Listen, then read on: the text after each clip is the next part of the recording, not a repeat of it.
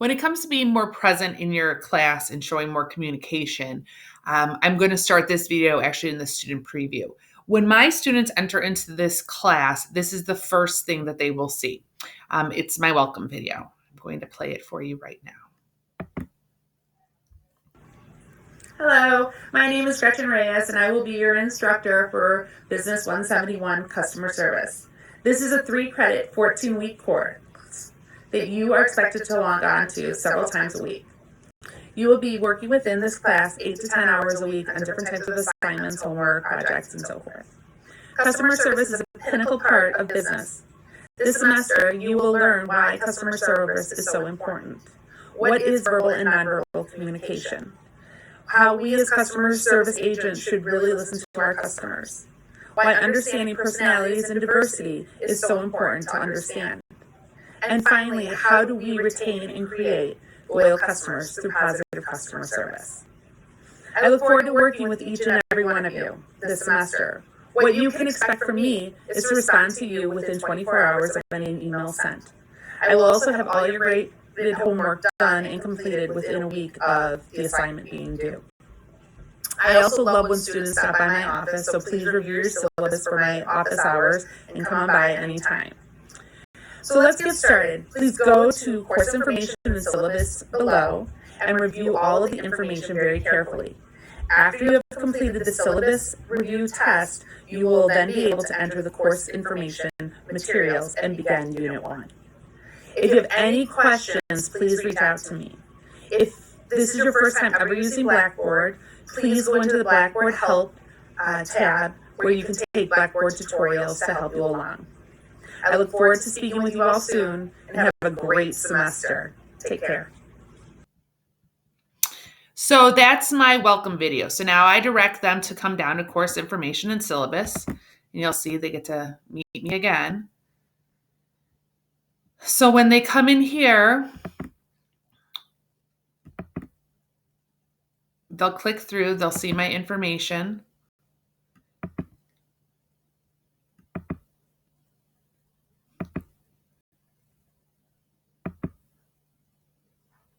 And they get to course navigation. I do this video as another way of communicating with my students, again, because some of these students, most of these students, this is their first online class and they have no idea really what to do or what to expect. And so it's another opportunity for my personality to come out, for them to see me, for them to, get more comfortable with the person that I am and as their instructor. So here's this video. Hi again. We will not do the whole 5 minutes. This course is super easy to navigate. Every Monday you're going to receive an announcement from me, so you can either go to the announcement section in your Blackboard or you'll get it via email. And in that information announcement email that I'm sending you, it's going to basically tell you any important information that you're going to need to know for that specific week and your assignments. So just if you follow along with that, if there are any changes to the syllabus and so forth. So look for that email on Monday mornings, which goes back to the fact that each unit, you'll have 14 units for each week of this course. Each unit you will be able to visually see under course materials. You'll see each unit that's due that week under there. You won't see any other units. So for example, if you're at Unit 5, you're only going to see Unit 5. Each unit opens on Mondays at midnight, and the unit then closes on Sundays at 11:59. So let me be very clear. I do not accept any late assignments in my online classes. None. Unless they are previously approved. Now, I do understand that life gets in the way. Some situations happen, but I expect that your homework is going to be completed before 11:59 on Sundays. And that's the reason that I don't accept late assignments, is because this course, online courses are all about time management and focusing on that. So if you're going to be out of town or if something happened and you're going to miss an assignment or you need an extension, that needs to be approved prior to this Sunday at 11:59. So follow each unit. Once you get into the unit, you'll just follow along each of the courses, what it's expecting from you. The first thing that you're going to have is a reading assignment. You'll read that. Then you'll be able to do into just different types of lessons that are going to reinforce. So that again is navigation, and it goes on for 5 minutes and 17 seconds. But I really do a very detailed job with my students, explaining to them exactly what is their expectations of the semester, what they should, and in the end, I talk about what they should expect from me. A little bit like in my welcome statement about when they should be getting their grades, and so forth. So I believe by adding those 2 videos into my course, the students then got to see who I was. They wouldn't be surprised if they saw me in the hall, because a lot of our online students do take face-to-face classes as well. So there were many times that students were like, "Hey, Mrs. Reyes, I'm so-and-so, I'm in your online class." And they would come up because they saw me, they knew who I was. So that's always a great feeling too. So after I started doing that, I'm going to go to actually a different class to show you what I started doing when it came to PowerPoints, to be more in the classroom. So I built this class in the fall of 2018, and it was beta in the spring of 2019. And when I go into this class was a little different because I don't have any course textbook material to help me for assignments. So all the assignments had to be made up in my mind. And so what I wanted to do to be more in tune with the students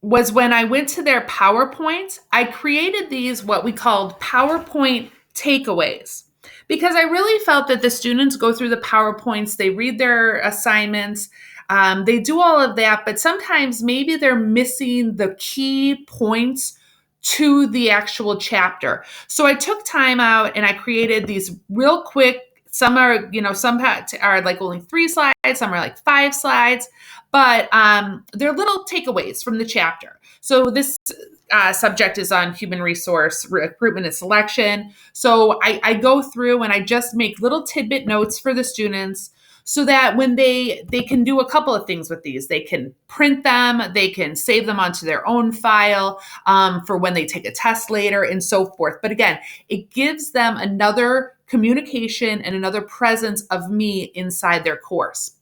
So I started doing that in my classes. And then back to the class we were just in, my customer service class, I now have taken it a step further. So what I did for this class, and I will continue to do because, again, I've gotten very, very positive feedback on this, is when my students go into their course materials and, that's my face-to-face class, sorry.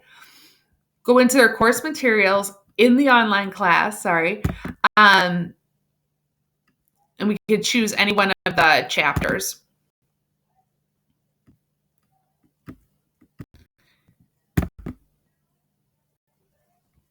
What they'll do is they'll come down when they get to page 2, Unit 3. In Chapter 2, we will learn what a service culture is. That no 2 organizations operate in the same manner, have the same forms, or provide management the same results.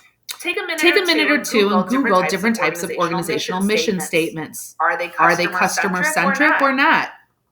Here's one to think about. Barnes & Noble, the big bookstore that sells us all our books? Do you think they're customer-centric? That their mission statement talks about us customers? Yes or no? Yes or no? Take a look. Let me know if you were surprised at that answer. This chapter discusses the importance of employees' roles, policies, and procedures, and the types of products organizations take to create their service environment. The chapter also discusses what sets apart average companies from excellent companies. And yes, you guessed it. What sets them apart is the customer service. Excellent customer service masters what customers want, such as personal recognition, courtesy, timely service, professionalism, enthusiastic service, empathy, and patience. by the end of the chapter. So that Barnes and Noble question, I actually put that in their exam as an extra credit question to see if they actually looked it up. I think it possibly surprised some students. It surprised me. I would say probably about 60% of my students did get the answer correct. I don't know if that was a guess or if or if they had actually looked it up, but I feel that by me now putting my voice into the chapter, by me now really giving them a sense of what they're going to be learning, touching on little specific subjects, again, it's another great way for me to be present into the class and to communicate with the students and get them ready for their learning.